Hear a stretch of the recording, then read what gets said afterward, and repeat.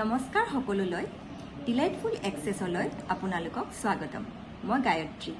Delightful এক্সেছৰ এইটো মোৰ প্ৰথমটো ভিডিঅ'। আজি মই এই ভিডিঅ'ৰ যোগেদি এক্সেছ বাৰ লোৱা বা শিকাৰ পিছত মোৰ জীৱনটো কেনেদৰে সলনি হ'ল সেই অভিজ্ঞতাবোৰ আপোনালোকক জনাম। মই এগৰাকী এনেকুৱা ছোৱালী আছিলোঁ যে সৰু সৰু কথাতে খং উঠে, সৰু কথা এটাকে বেছি ভাবিব ধৰোঁ আৰু লগতে এইটো ভাবোঁ যে মই যদি এই কামটো কৰিব নোৱাৰোঁ কি হ'ব, কেনেকৈ হ'ব। মুঠতে সকলোবোৰ কথাতে ঋণাত্মক চিন্তাবোৰ আহে আৰু তেতিয়া মই অভাৰ থিংকিং হয়। তাৰ মাজতে মোৰ স্বাস্থ্যজনিত সমস্যা কিছুমান আহি পৰে। মই ইমান বেছি শাৰীৰিক অসুস্থতাত ভুগিছিলোঁ, কিন্তু ক'তো একো সুফল নাপালোঁ।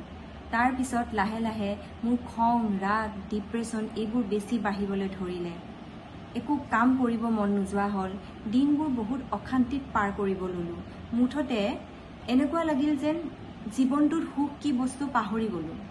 তাৰ পিছত মোক এক্সেছ বাৰে সহায় কৰিলে। মই প্ৰথমতে এক্সেছ বাৰ ছেশ্যন এটা লৈ চালোঁ। ফাৰ্ষ্ট ছেশ্যনটোত মই ইমান অনুভৱ কৰিব নোৱাৰিলোঁ। যেতিয়া মই 2-3টা ছেশ্যন ল'লোঁ, দেখিলোঁ যে মোৰ সমস্যাবোৰ নোহোৱা হৈ গ'ল, খং ৰাগবোৰ কমি গ'ল, মনবোৰ ভাল লাগিব ল'লে, ভালপোৱা কামবোৰ আকৌ কৰিবলৈ ল'লোঁ আৰু লগতে মই মানুহজনী এক্টিভ হৈ গ'লোঁ আৰু সিদ্ধান্ত ল'লোঁ যে মই এক্সেছ বাৰ শিকিম। এক্সেছ বাৰ শিকাৰ পিছত মই নতুন জীৱন এটা পালোঁ।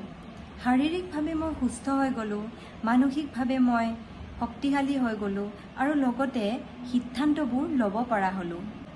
আপোনালোকে যদি আপোনাৰ জীৱনটো সলনি কৰিব বিচাৰিছে, সুখী হ'ব বিচাৰিছে, এনজাইটি ডিপ্ৰেশ্যনৰ পৰা মুক্ত হ'ব বিচাৰিছে, তেতিয়াহ'লে এক্সেছ বাৰ ছেশ্যন এটা লৈ চাব পাৰে।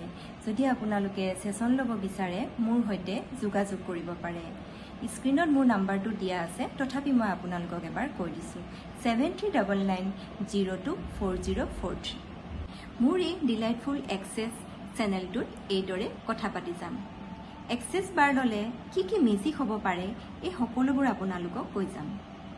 আৰু লগতে আপোনালোকে যদি নতুন নতুন ভিডিঅ' চাব বিচাৰে, বাৰ্ছ লোৱাবিলাকৰ নতুন নতুন অভিজ্ঞতাবোৰ জানিব বিচাৰে, মোৰ এই ডিলাইটফুল এক্সেছ উইথ গায়ত্ৰী চেনেলটো ছাবস্ক্ৰাইব কৰি দিব, শ্বেয়াৰ কৰিব আৰু কমেণ্ট কৰিব। ধন্যবাদ।